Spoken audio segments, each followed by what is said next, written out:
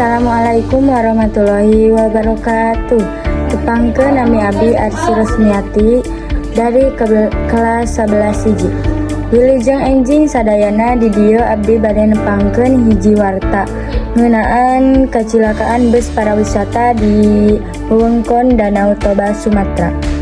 Dina poe Jumaah tanggal 1 Mei 2002 hiji bus parawisata nu mawa rombongan siswa SMP ngalaman kecelakaan sarta asup ka jurang sedalam kirang leuwih 15 meter di Jalan Lintas Sumatera, Desa Janggadolo, Kecamatan Lambajulu, Kabupaten Toba, Sumatera Utara. Bus eta mawa 58 orang di antara siswa, sopir, jeung karnet. Dina kajadian eta 46 orang ngalaman luka-luka sedengkeun sebagian deui salamet tanpa status serius. Para korban tuluy dievakuasi keluarga jeung petugas pikeun dibawa ka Rumah Sakit Umum Porsea jeung Rumah Sakit Umum Parapatan supaya menang penanganan medis. Numutkeun keterangan rombongan siswa eta rek ngajarikeun ka hiji panti asuhan ka